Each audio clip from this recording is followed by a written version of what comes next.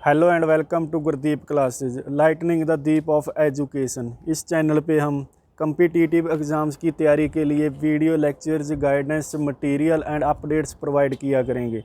शुरुआत हम करेंगे एसएससी के क्वांट सेक्शन से, लेकिन धीरे धीरे बाकी exams like railway, banking and state government के एग्ज़ाम्स को भी कवर करेंगे। This is my brief introduction. मैंने बिना किसी कोचिंग के SBI PO, LIC WO and SSC CGL जैसे एग्ज़ाम्स को क्रैक किया। SSC CGL में 2 बारी मेरे क्वांट सेक्शन में 100% मार्क्स भी थे एंड मैं 4600 ग्रेड पे की पोस्ट के लिए भी एलिजिबल हुआ। बाकी एग्ज़ाम्स जो मैंने क्लियर किए वो भी आप देख सकते हो। इन एग्ज़ाम्स को क्लियर करने के बाद मुझे लगता है कि मैं स्टूडेंट्स की बेटर वे में हेल्प कर सकता हूँ। तो आज हम एक सीरीज़ स्टार्ट करने जा रहे हैं जिसमें हम SSC CHSL 2020 में आए मैथ के मोस्ट इम्पॉर्टेंट 300 सवाल सॉल्व करेंगे।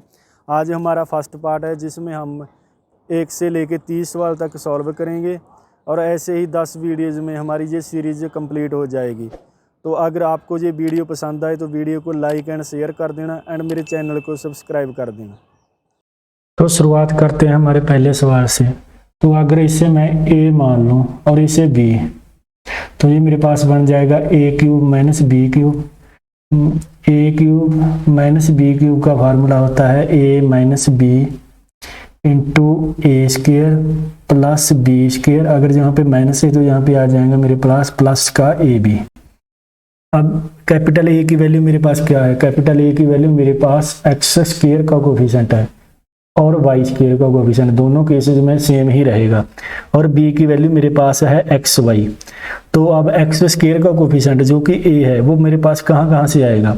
एक तो जब मैं इसका स्क्वायर करूंगा, बिकॉज मुझे a² करना है, तो जहाँ से 2x का स्क्वायर करूंगा तो 4x² मेरे पास आ जाएगा 4, प्लस जहाँ से भी मैं स्क्वायर करूंगा x² तो मेरे पास कोफिशिएंट आएगा 1, प्लस जब मैं दोनों को मल्टीप्लाई करूंगा AB, क्योंकि मुझे यहाँ पे AB भी तो करना है, जब मैं इन दोनों टर्म्स को A एंड B को मल्टीप्लाई करूंगा तो जहाँ पे 2x है 2x इंटू x, 2x² तो मेरे पास कोफिशिएंट आ जाएगा 2।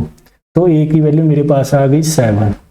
अब B की वैल्यू मेरे पास कौन कौन से केसेस में आएगी? एक तो जब मैं 2AB करूंगा A² प्लस B² में, जब मैं 2AB का फार्मूला लगाऊंगा यहाँ दोनों में, तो मेरे पास आ जाएगा 2 into 2x into Y, 2xy मेरे पास कोफिशिएंट आ गया 2। ये सेम मेरे पास इस केस में भी आएगा 2 इंटू 2। और एक मेरे पास आएगा xy, जब मैं a इंटू b करूंगा तो 2x into 2y 4xy plus y into x, xy into से 1। तो ये मेरे पास आ गए 2 और 2 4, 4 और 4 8, 8 प्लस 5 मेरे पास आ गया 13। तो अब बस मेरे को वैल्यू निकालनी है 2a - b। 2a हो गया मेरे पास 14 माइनस b हो गया मेरे पास 13, ये मेरे पास 1 आ गया इसका आंसर।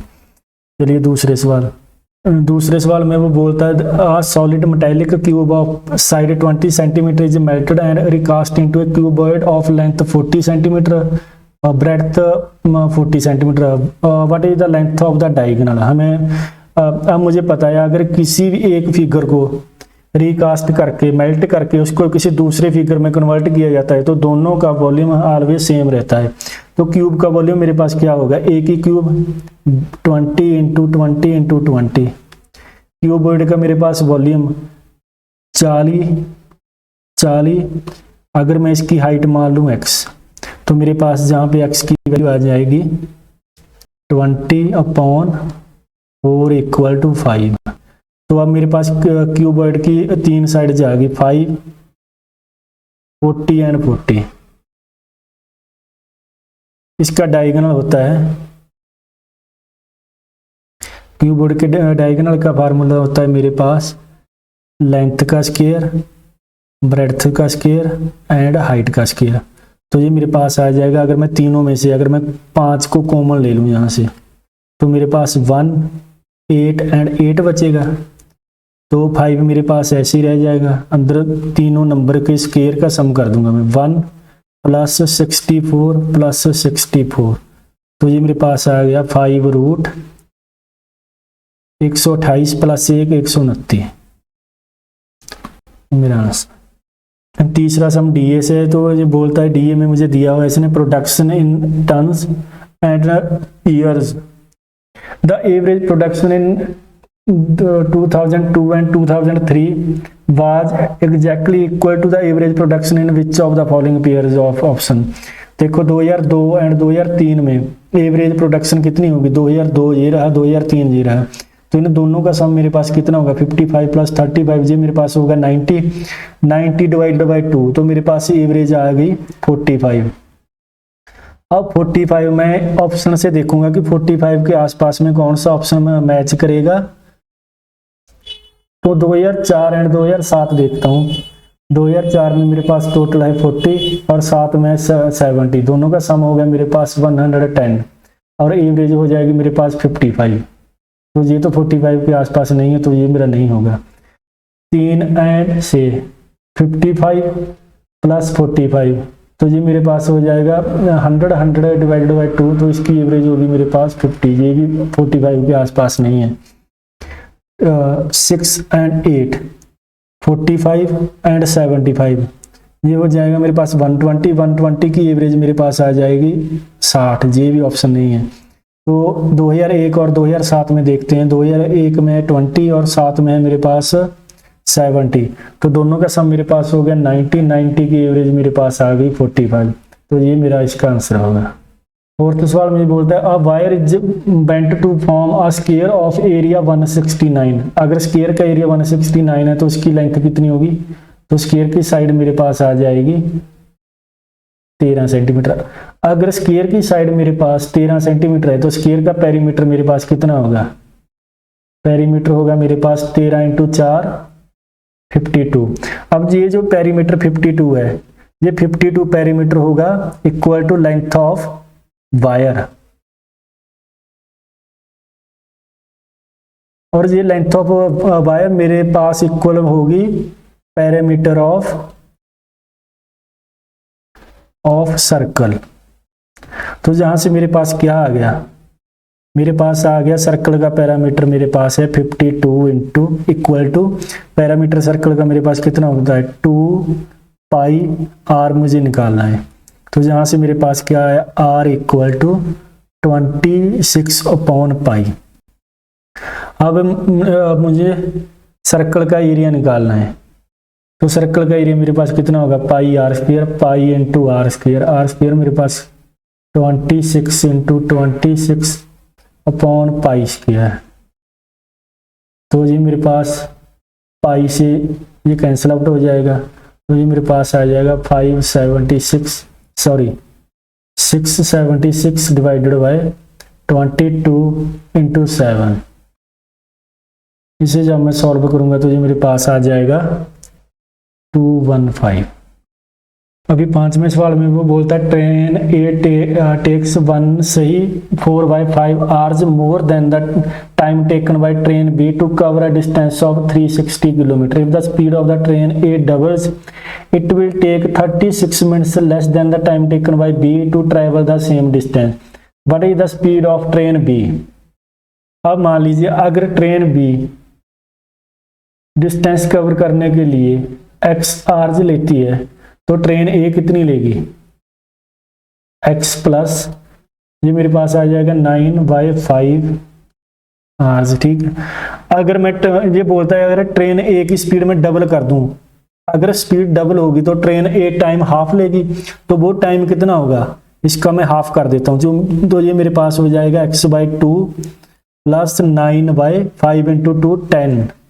ठीक है, अब उसने बोला कि ये जो दोनों टाइम है ना, दोनों टाइम्स का डिफरेंस मेरे पास कितना है 36 मिनट्स, और ट्रेन कौन सी ट्रेन ज़्यादा टाइम ले रही है बी, तो ये मेरे पास आ जाएगा x माइनस, जब मैं इसे माइनस करूँगा x/2 यहाँ पे भी माइनस आएगा, इसकी वैल्यू उसने दी है 36 मिनट से, इसको मैं आवर्स में जब मैं कन्वर्ट करूँगा तो ये डिवाइडेड बाय 60 हो जाएगा। यहाँ से मेरे पास आएगा x/2 इक्वल टू ये 12 से जाएगा 3/5 माइनस 9/10, इधर जाके 9/10 प्लस का हो जाएगा। अब मैं यहाँ पे भी 10 बना दूंगा, जहाँ पे भी 10 बना दूंगा, तो मेरे पास आ जाएगा xy2 इक्वल टू, यहाँ पे भी 2, यहाँ पे भी 2, 9 + 6 15 डिवाइडेड बाई 10 इक्वल टू 3/2। तो यहाँ से मेरे पास आ गया x इक्वल टू 3। तो बस x इक्वल टू 3 है, तो कहने का मतलब b कितना टाइम लेता है, b लेता है 360 किलोमीटर चलने के लिए 3 घंटे। तो उसकी स्पीड कितनी होगी, स्पीड ऑफ b मेरे पास होगी 120 किलोमीटर पर आवर।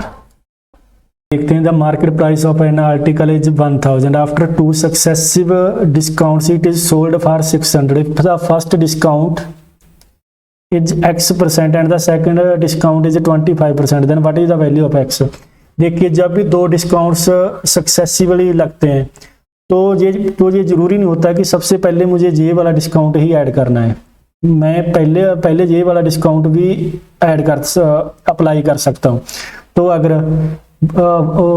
1000 की आइटम को 25% डिस्काउंट पे बेचा जाएगा तो वो कितने की बन जाएगी, वो बन जाएगी 750 की, ठीक है। लेकिन उसे बेचा कितने में गया, 600 में, तो डिस्काउंट कितना मिला, 150।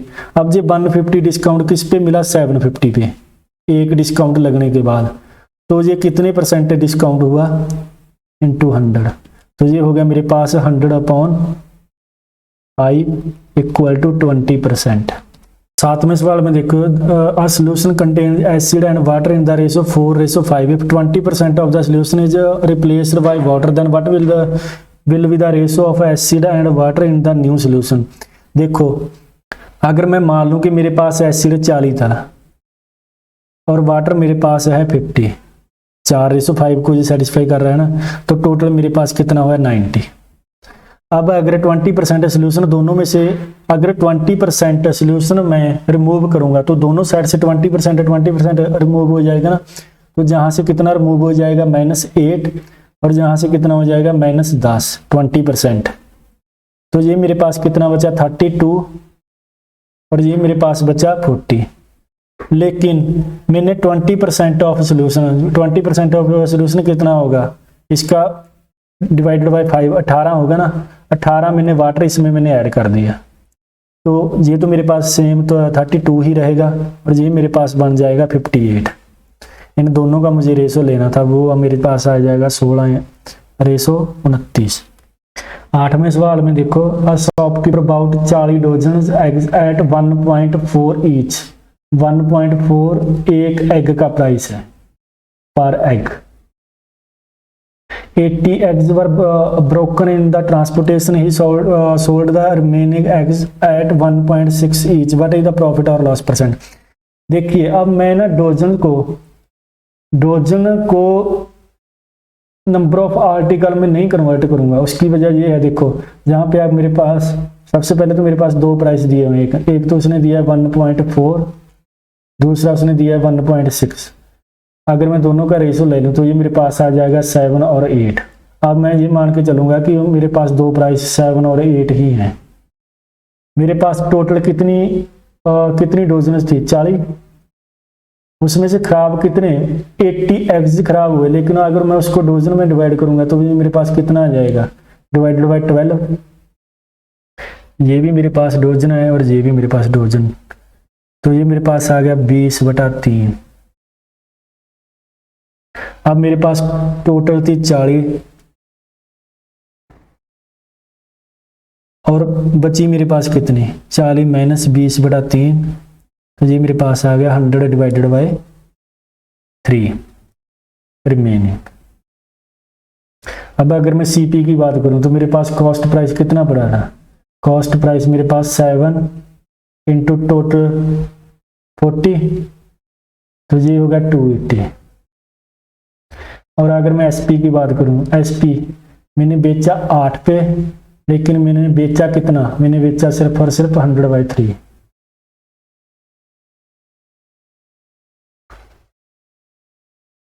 तो ये मेरे पास हो गया 800 डिवाइडेड बाई 3। अब मैं CP और SP का मैं रेशो अगर निकालना चाहूँ तो ये मेरे पास 0 से 0 कैंसिल आउट हो जाएगी, तो ये मेरे पास आएगा 28/80/3, 7 और 20, तो मेरे पास ये आ गया 21/20। CP मेरे पास 21 है और SP मेरे पास है 20, तो लॉस मेरे पास कितना है 1, कितने पे CP मेरे पास है 21 × 100, तो मेरा आंसर आएगा 100 डिवाइडेड बाई 21, जो कि ये रहा। और मुझे हुआ क्या है लॉस। तो देखिए in triangle ABC angle B मुझे 90 डिग्री दिया हुआ, AB एंड BC की वैल्यू दी हुई है और BC पे एक पॉइंट है and AD angle bisector angle A का, तो मुझे BD की लेंथ निकालनी है। तो सबसे पहले तो मैं ट्रायंगल बना लेता हूँ। ये मेरी होगी राइट एंगल ट्रायंगल होगी B पे, A B and C। AB की वैल्यू अगर 8 है और BC 15, तो मुझे पता है 8, 15 और 17 ये पाइथागोरस ट्रिपलेट्स होते हैं, तो ये मेरे पास आ जाएगा 17। अब AD एंगल बाइसेक्टर है, ये दोनों एंगल सेम है, ठीक है। AD तो मेरे को पता है एंगल बाइसेक्टर थ्योरम में क्या होता है, AB डिवाइडेड बाय AC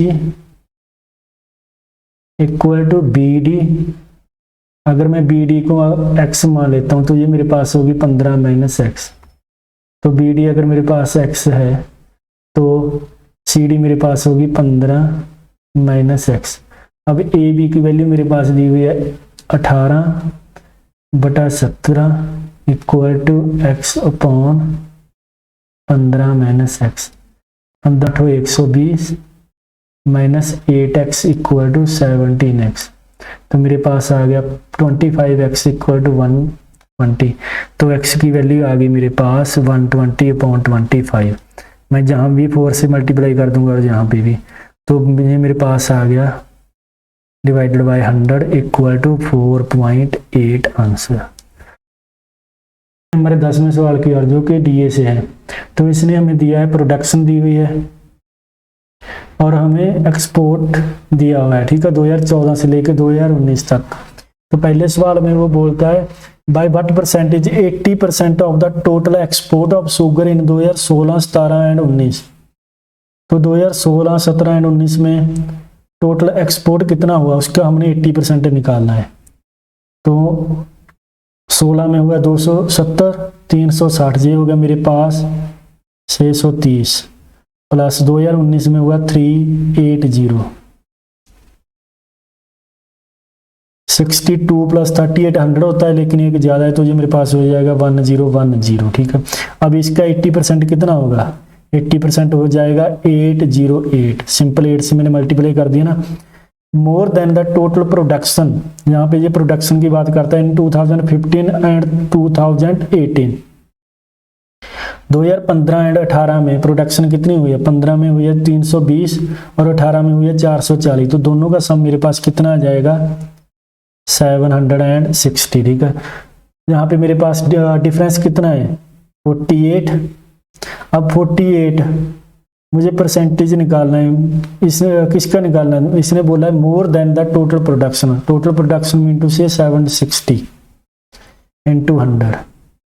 इसे मैं अगर सॉल्व करूंगा ये जाएगा मेरे पास 12, जहाँ पे जाएगा मेरे पास 19, तो 1200/19।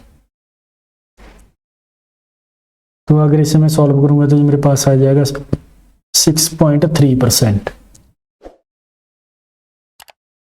चलिए चलते हैं हमारे 11वें सवाल की ओर, जो इसमें a sum of 2432 amounts to this amount in 2 years at certain rate % interest compounded yearly. What will be the simple interest on same sum for this period at the double rate. तो rate निकालने के लिए मुझे पता है amount divided by principle होता है 1 + r/100 का स्क्वायर। तो अमाउंट मेरे पास कितना है 268128 डिवाइडेड बाय 2432, यहाँ पे डेसिमल था तो ये मेरे पास नीचे बन जाएगा 100 equal to 1 plus R upon 100 का स्क्वायर। अगर इसे मैं 8 के टेबल पे डिवाइड करूंगा तो मेरे पास आएगा 33516 डिवाइडेड बाय 30400। अब ये इसे मैं 4 के टेबल पे डिवाइड करूंगा तो मेरे पास आ जाएगा 8379 डिवाइडेड बाय 7600। अब ये 19 के टेबल पे जा रहा है तो मैं ऊपर भी ट्राई करता हूँ 19 के टेबल पे भेजने की। तो 19 के टेबल पे ये आ जाएगा मेरे पास 441 डिवाइडेड बाय 400। अब मुझे पता है ये होता है मेरे पास 21/20 का स्क्वायर। तो इसे मैं 1 प्लस 1/20 का स्क्वायर भी तो लिख सकता हूँ, इक्वल टू मेरे पास आ रहा है 1 प्लस आर अपॉन 100 का स्क्वायर। स्क्वायर से स्क्वायर कैंसिल, अगर मैं दोनों टर्म्स को कंपेयर करूंगा तो 1 मेरे पास जहाँ भी 1 है मेरे पास आ गया 1/20 इक्वल टू आर अपॉन 100। तो आर की वैल्यू मेरे पास आ गई 5%। तो कहने का मतलब मेरे पास रेट आ गया 5%। अब मुझे ये सॉल्व करना है, what will be the simple interest for same sum for this period at double the same rate. ठीक है, तो इसे अगर मैं रफ कर दूं तो रेट मेरे पास डबल कितनी हो जाएगी 10%। अमाउंट मेरे पास है 2432 और पीरियड मेरे पास है 35/8। तो बस मुझे सिंपल इंटरेस्ट निकालना है, तो वो मेरे पास आ जाएगा 2432 इंटू 1/10 इंटू 35/8। ये मेरे पास आ जाएगा 304 इंटू 35 इंटू 4 होता है मेरे पास 140 40 एक मेरे पास कैरी है। 35 इंटू 3 होता है मेरे पास 105 प्लस 106। तो ये मेरा आंसर आ गया ऑप्शन थर्ड।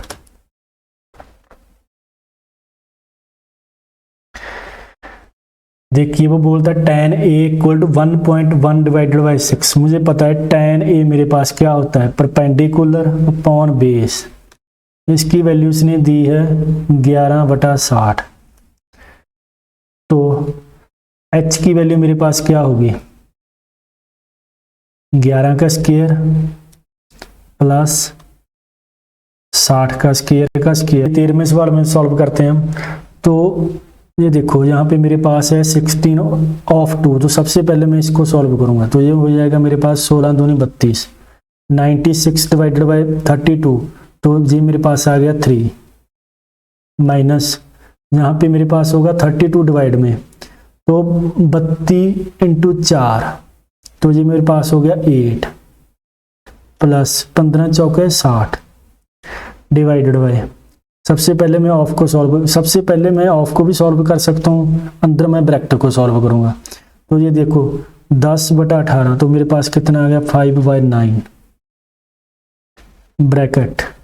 तो पहले मैं बार को सॉल्व करूंगा, ये मेरे पास होगा 1/4 माइनस 1/6। ये होगा मेरे पास 6 माइनस 4 डिवाइडेड बाई 24।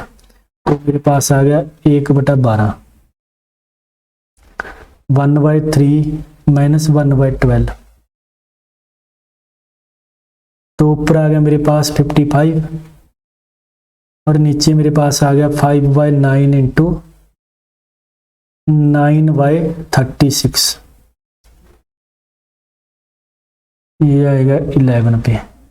तो मेरे पास बन गया 11 इंटू 36। ये मेरे पास आ गया 396 answer. It was found that in a constituency 55% of the voters are male and the rest are female. 40% of the male voters are literate and 33% of the female voters are illiterate. What percent of the voters are literate? तो देखिए अगर मैं मान लूं कि मेरे पास male and female. अगर mails मेरे पास मैं 550 मान लेता हूँ तो ये मेरे पास आ जाएगा 450 और टोटल मेरे पास कितना होगा 1000। अगर यहाँ पे मैं लिटरेट लिखता हूँ और जहाँ पे इलिटरेट, तो मेल में लिटरेट मेरे पास कितने हैं 40%, तो 40% मीन्स 220, तो बाकी मेरे पास कितने बचे 330। और फीमेल में 1/3 अगर इलिटरेट हैं तो ये मेरे पास होगा 150 और ये मेरे पास आ जाएगा 300। तो मुझे निकालना क्या है, टोटल लिटरेट परसेंटेज निकालना है। तो लिटरेट मेरे पास टोटल कितने होंगे, जिन दोनों का सम आ जाएगा मेरे पास 550। अब 550 1000 का कितना परसेंट बना 52%, यही मुझे निकालना था। 15वें सवाल में हमें ये दिया हुआ है और इसकी वैल्यू हमने फाइंड आउट करनी है। तो अगर मैं इसे लिखूं x4 + 1 = 142x², दोनों साइड अगर मैं x² से डिवाइड कर दूं तो ये मेरे पास आ जाएगा x² + 1/x² = 142। तो मेरे को पता है अगर a² + 1/a² अगर k है तो a + 1/a मेरे पास होगा √k + 2।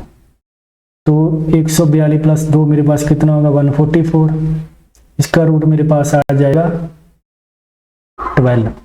तो x + 1/x मेरे पास 12 आ गया। अब x³ + 1/x³ मेरे पास कितने होंगे a³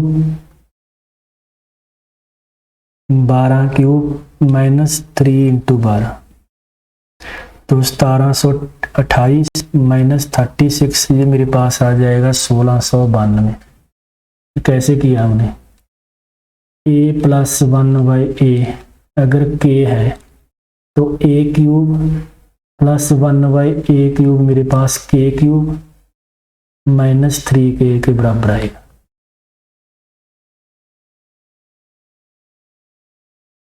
सोलहवें सवाल में बोलता है A and B can complete a work in 80 days and 96 days respectively. They completed the work in 32 days but with the help of C. तो सी पूरा काम कितने दिन में करेगा, तो ए एंड बी पूरा काम कितने दिन में करते हैं, तो मुझे पता है 80 × 96 डिवाइडेड बाय सम 80 + 96, ठीक है।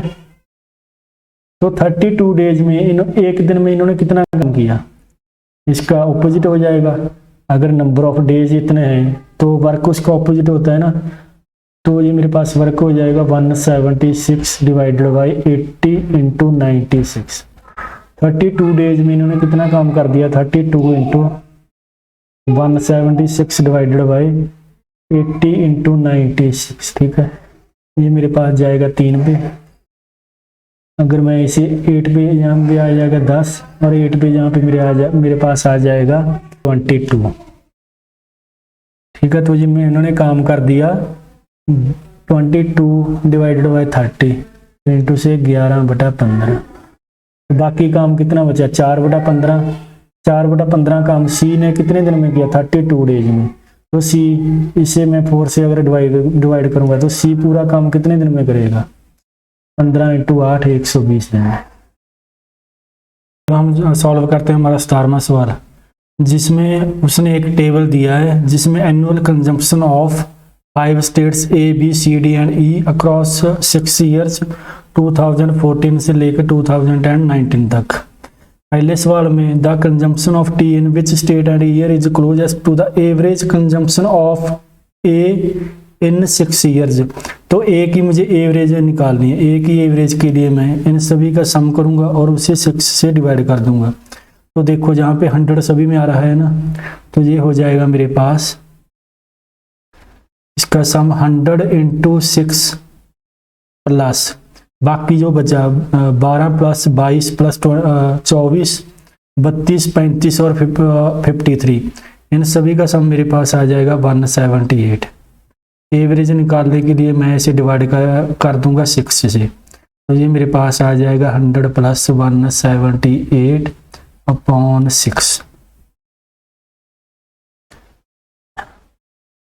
तो ये आएगा मेरे पास 18वें सवाल में, if a number is divisible by 624 the remainder is 53, if the same number is divided by 16 then what will be the remainder. ऐसे केस में जो रिमाइंडर है अगर उसे ही मैं नंबर मान लेता हूँ, तो अगर मेरे पास नंबर 53 है, 53 को अगर मैं 624 से डिवाइड करूँगा तो रिमाइंडर मेरे पास, हम मुझे पता है जो 624 53 से बड़ा है तो रिमाइंडर मेरे पास 53 ही आएगा।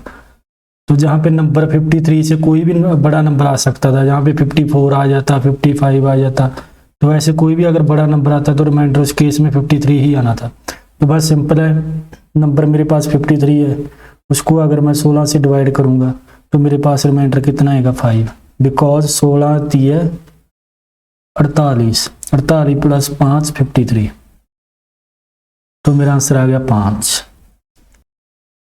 अब देखें 19 सवाल में उसने ए बी सी डी एक साइक्लिक क्वाड्रेटल दी है जिसमें ए बी मेरा डायमीटर है सर्कल का, एंगल ए डी सी दिया हुआ है और मुझे वैल्यू फाइंड आउट करनी है एंगल बी ए सी की। तो सबसे पहले मैं एक साइक्लिक क्वाड्रेटल बना देता हूँ A B C D. A B मेरे पास डायमीटर है एंड सी डी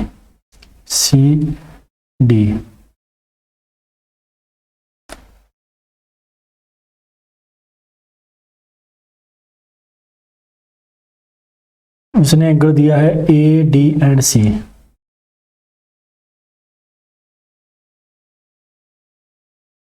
मेरे पास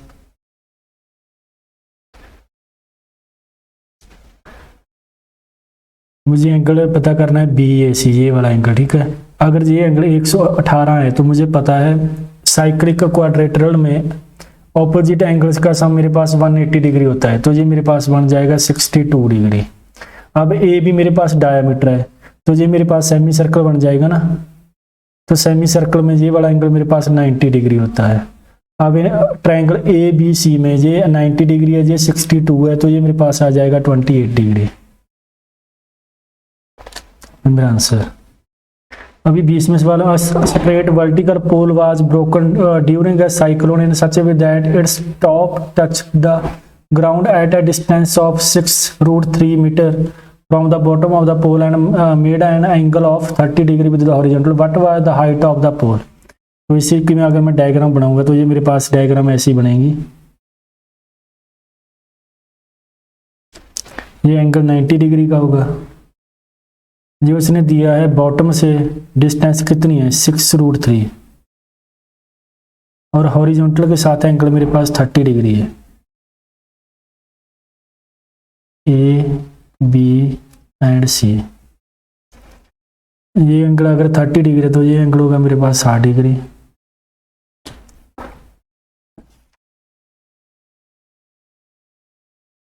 तो मुझे पता है पाइथागोरस थ्योरम में अगर एंगल 30, 60 और 90 डिग्री हो तो अगर 30 के सामने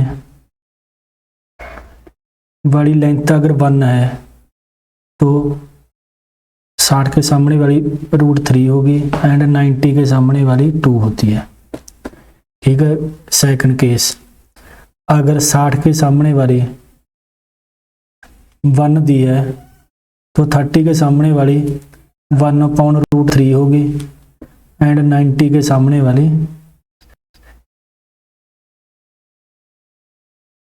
तो ये मेरे पास हो जाएगी 1 + 1/3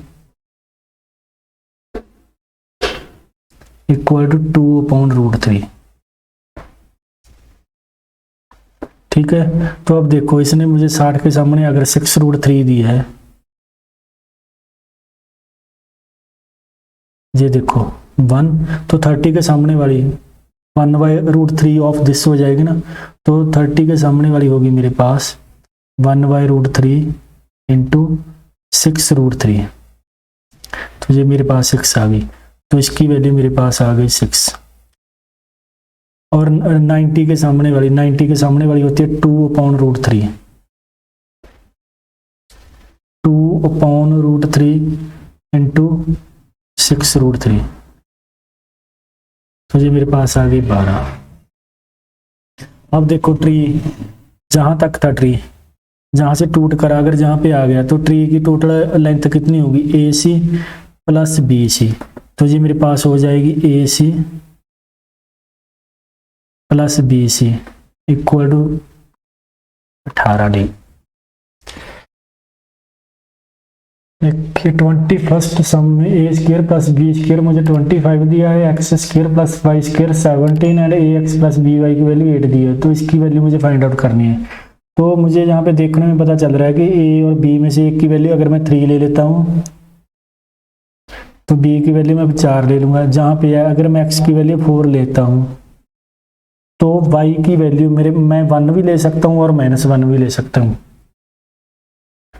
तो अगर मैं 1 लूँगा तो मुझे मेरी इक्वेशन सेटिस्फाई नहीं करेगी, इसलिए मैं y को जहाँ पे -1 लेता हूँ।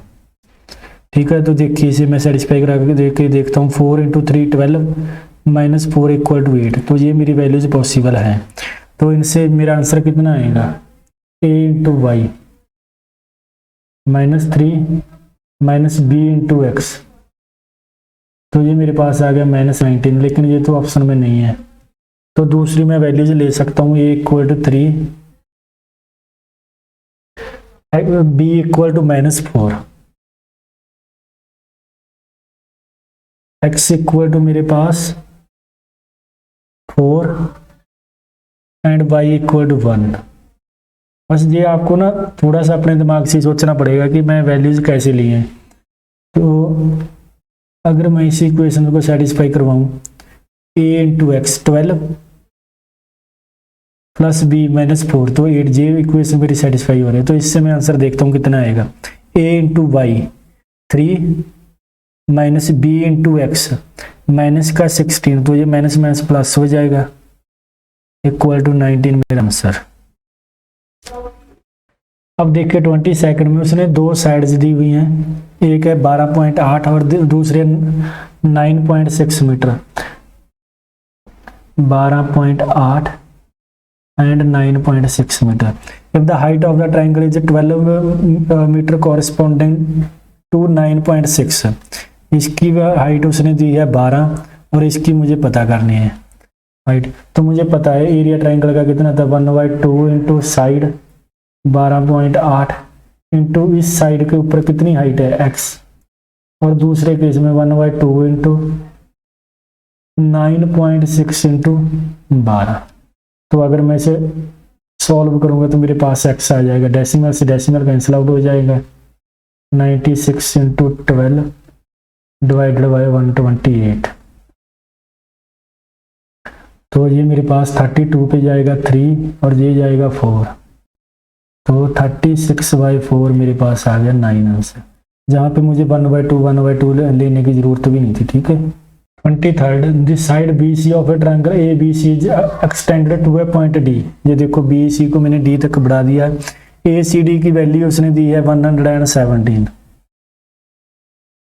Angle ABC is 5/8 of angle BAC। अगर ABC को मैं 5 मान लूं, 5x, तो ये मेरे पास आ जाएगा 8x। ठीक है। अब मुझे पता है the sum of two interior angles is equal to third exterior angle. ये देखो इन दोनों का सम इस थर्ड एंगल के एक्सटीरियर एंगल के सम के इक्वल होगा। तो बस ये देखो 5x प्लस 8x मुझे दिया है इन्होंने 117, 13x इक्वल टू 117, जहाँ से x मेरे पास आ गया 9। तो मुझे वैल्यू निकालनी थी ABC की, तो ये हो जाएगा मेरे पास 9 इंटू 5 45, ये हो जाएगा 40। तो बस यही मुझे आंसर देना। 24th, 4P equal to 6Q equal to 9R। मुझे PQR का रेशो निकालना है। देखो ऐसे सम को अगर कोई नंबर प्रोडक्ट में आ रहा है, जैसे जहाँ पे 4 आ रहा है, 6 आ रहा है, 9 आ रहा है, तो ऐसे सम को सॉल्व करने के लिए हम इसे इक्वल ले लेते हैं इन तीनों नंबर्स का एलसीएम। 4, 6 एंड 9 का एलसीएम मेरे पास आएगा 36। तो बस अब P की वैल्यू मेरे पास कितनी आएगी, 36 डिवाइडेड बाई 4 9। Q की वैल्यू मेरे पास कितनी आएगी, 36 डिवाइडेड बाई 6, और R की वैल्यू मेरे पास आएगी 36 डिवाइडेड बाई 9 इक्वल टू 4। तो ये मेरा आ जाएगा 9:6:4 जी आंसर। अगर यही सवाल उसने दिया होता कि P/4 equal to Q/6 equal to R/9, तो ऐसे केस में हम इसे 1 के बराबर मान लेते। तो मेरे पास P आ जाता 4, Q आ जाता मेरे पास 6 और R मेरे पास आ जाता 9। तो ऐसे केस में मेरा रेशो बनना था जो नीचे मेरे नंबर हैं वो सेम 4:6:9। तो इसे हमने याद रखना है कि जब नंबर प्रोडक्ट में दिए हों तो मैं उसे इक्वल टू एलसीएम ले लेता हूँ, अगर नंबर डिवाइड में दिए हों तो मैं उसे इक्वल टू 1 मान लेता हूँ। तो ऐसे केस में मेरा रेशो जो नीचे वाले नंबर ही आएंगे। 25th सम है हमारा हिस्टोग्राम बेस्ड, जिसमें उसने दिया marks scored in 30 marks test. तो टोटल मार्क्स मेरे पास कितने हैं 30 और स्टूडेंट मेरे पास कितने हैं 40। तो देखिए वो क्या कहता है, what is the percent of students who scored less than 50% marks. 50% से कम कितने बच्चों ने स्कोर किया। तो 50% में इंटू से मेरे पास कितने, टोटल 30 थे तो 50% मेरे पास हो गया 15। तो 15 से कम बड़े कितने बच्चे हैं ये वाले, तो ये कितने 2 + 8 + 7 17। तो ये कितने परसेंटेज बच्चे हुए, टोटल बच्चे मेरे पास कितने हैं 40 इंटू 100। तो जी मेरे पास आ जाएगा 17 इंटू 2.5, बिकॉज 100/40 मेरे पास 2.5 होता है। तो 17 इंटू 2 मेरे पास हो गया 34 प्लस 17 इंटू 5 मेरे पास हो गया 8.5। तो ये मेरे पास आ गया 42.5 मेरा आंसर। चलते हैं, उसने दिया P, Q and R are 3 points on the circumference of a circle such that QR is the diameter। ये देखो QR मैंने डायमीटर ले लिया, P, Q, R तीनों सर्कल पे 3 पॉइंट्स हैं और उसने दिया P, Q equal to PR। अगर ये दोनों लाइंस इक्वल दी हैं उसने, ठीक है। If the radius of the circle is 7 centimetre, radius अगर 7 है तो ये QR मेरे पास डायमीटर ये मेरे पास कितना हो जाएगा 14। अब मुझे पता है P, Q and R semi circle है, तो इस केस में सेमी सर्कल का ये एंगल मेरे पास 90 डिग्री का होता है। तो बस अब मेरे पास Q, P, R एक आइसोसेल्स राइट एंगल ट्राइंगल बन गए। तो अगर राइट एंगल ट्राइंगल में दो साइड्स इक्वल हों, अगर ये साइड मेरे पास 1 है ये भी 1 है, तो ये मेरे पास ऑटोमेटिकली √2 हो जाती है। तो बस इस केस में अगर मैं इन दोनों को, मैंने इसकी वैल्यू निकालनी है P, Q की, जो कि PR के इक्वल है, तो मुझे √2 की वैल्यू 14 दी हुई है, मुझे वैल्यू निकालनी है 1 की। तो 1 की वैल्यू मेरे पास कितनी होगी 14/√2, √2 मल्टीप्लाई √2 मल्टीप्लाई, तो ये हो गया मेरे पास 14√2 डिवाइडेड बाई 2, तो 7√2 आ गया। 7√2 1 वैल्यू इंटू से P, Q की, तो बस P, Q की वैल्यू मेरे पास आ गई 7√2। ये देखो ये ऐसे होता है राइट एंगल ट्राइंगल में, अगर ये दोनों साइड्स इक्वल हो, इसे अगर मैं A मान लूं और इसे भी A मान लूं, तो ये मेरे पास √2A होती है। 27th में मुझे थीटा की कोई ऐसी वैल्यू फाइंड आउट करनी है जिसे इस इक्वेशन में पुट करने पे आंसर 0 आए। तो मुझे जहाँ पे साइन थीटा दिख रहा है, साइन थीटा अगर मैं 60 डिग्री मान के चलूँ तो √3/2 होता है, √3 इंटू √3 तो ये 3 बना देगा, ठीक है। और जहाँ पे साइन थीटा 1/4 होता है, तो मैं थीटा की वैल्यू अगर 60 डिग्री पुट करके देखता हूँ तो मेरे पास आ जाएगा 2 इंटू cos 60 मेरे पास होता है 1/2, तो ये हो जाएगा 1/4 प्लस 4 प्लस √3 इंटू साइन 60 मेरे पास होता है √3/2 माइनस 2 प्लस 2√3, ये मेरे पास हो गया 1/2 प्लस 2√3 प्लस 3/2 माइनस 2 प्लस 2√3, 2√3 यहाँ पे भी माइनस आएगा, 2√3 से 2√3 कैंसिल आउट हो गया, 3 + 1 4/2 2 - 2 = 0। तो थीटा की वैल्यू मेरे पास 60 डिग्री आएगी।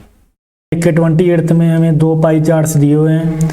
एक में total number of graduate levels in 5 different institutes, ये मेरे पास है 12,400, जिसका उसने डिस्ट्रीब्यूशन ये दिया हुआ है, ठीक है। और पोस्ट ग्रेजुएट मेरे पास 8,000 है, जिसका डिस्ट्रीब्यूशन उसने ये वाला दिया हुआ है।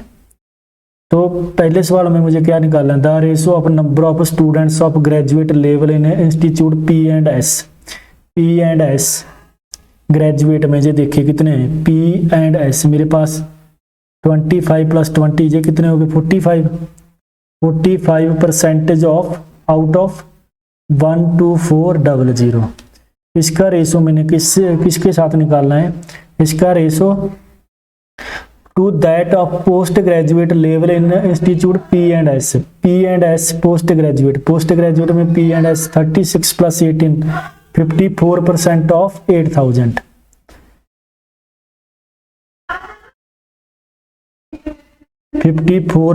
ऑफ 8,000 परसेंटेज दोनों साइड लेना था, वो मेरा कैंसिल आउट हो गया। 00 से 00, यहाँ पे 9 पे गया 5, जहाँ पे 6, 5 × 124 रेशो 6 × 8 0, ये मेरे पास आ गया 16। अगर इसे मैं 4 से डिवाइड करता हूँ तो ये मेरे पास आ जाएगा 31। इसे मैं 4 से डिवाइड करता हूँ तो 4 6 4 × 24। देखिए 29th में the average of the number A B C and D उसने दिया है 2d + 4, और उसने साथ में मुझे दिया है एवरेज ए + बी की, बी + सी की एंड सी + डी की 8 5 एंड 4 रिस्पेक्टिवली। एक इक्वेशन उसने ये वाली दी है, तो मुझे वैल्यू फाइंड आउट करनी है एवरेज ऑफ डी एंड ई। तो देखिए जहाँ से मेरे पास क्या आया, ए + बी + सी + डी एवरेज दिया है, तो मुझे मेरे पास कितना होगा, अगर 4 नंबर है तो उनका सम 4 से मल्टीप्लाई हो जाएगा ना, तो ये मेरे पास आ जाएगा 8d + 16। जहाँ से मेरे पास आ जाएगा a + b, 2 नंबर की एवरेज दी है, तो दोनों का सम क्या होगा, double of that average 16। Similarly b + c मेरे पास आएगा 10 एंड c + d मेरे पास आएगा 4 × 2 8। अगर मैं जहाँ पे a + b की वैल्यू जहाँ पे पुट कर देता हूँ तो मेरे पास क्या आएगा, c a + b की वैल्यू अगर मैं यहाँ पे 16 पुट कर देता हूँ तो मेरे पास आएगा 16 + c, d मेरे पास इधर चला जाएगा 7d + 16, तो c की वैल्यू मेरे पास आ गई 7d। ठीक है, अगर c की वैल्यू 7d मैं जहाँ पे पुट कर देता हूँ तो 7d + d = 8, तो d की वैल्यू मेरे पास आ गई 1, d की वैल्यू 1 है, तो c की वैल्यू मेरे पास आ गई 7। ठीक है, ये मेरे पास c एंड d की वैल्यू जो अब आ गई। अब अगर आ जाएगी 3, अगर b की वैल्यू 3 है तो जहाँ से मैं a की वैल्यू निकाल सकता हूँ, जो कि होगी मेरे पास 13। तो बस मुझे d की वैल्यू मेरे पास है 1, अब मुझे e की वैल्यू निकालनी है। e मेरे पास कितना है, e मेरे पास है a की वैल्यू कितनी है 13, और d की वैल्यू मेरे पास है 1 + 1, तो e की वैल्यू आ गई मेरे पास 15। अब एवरेज निकालनी है d एंड e की, d 1 + e 15, तो ये हो गया 16, उसकी एवरेज डिवाइडेड बाय 2 = 8। देखिए आज का हमारा लास्ट सवाल, इसको हम सॉल्व करते हैं। In an examination of 180 marks of a subject 75% marks are allocated for theory and the rest are for project work. Venus scored 60% in theory. What percentage of marks she must score in the project to achieve an overall of 62%? Calculations को easy करने के लिए मैं मान लेता हूं कि total marks मेरे पास 1000 है, तो थ्योरी के लिए मार्क्स एलोकेटेड मेरे पास कितने हैं 750, एंड प्रोजेक्ट वर्क के लिए ये मेरे पास थ्योरी है और ये है मेरे पास टोटल। तो प्रोजेक्ट वर्क के लिए कितने मार्क्स एलोकेटेड हैं 750। अब 250 750 में से वो 60% मार्क्स ले लेती है, तो टोटल उसने कितने मार्क्स ले 60% ऑफ 75, जी मेरे पास आ जाएगा 450। ठीक है, लेकिन उसे ओवरऑल 62% मीन टू से उसे 620 मार्क्स चाहिए थे ओवरऑल। तो जहां से उसे कितने मार्क्स लेने होंगे 620 माइनस 450, तो जी मेरे पास आ जाएगा 170। अब जी 170 प्रोजेक्ट वर्क के टोटल मार्क्स का कितना परसेंट है मुझे यही पता करना है। तो ये होगा 170 250 इंटू 100, ये मेरे पास आ गया 680%। तो आज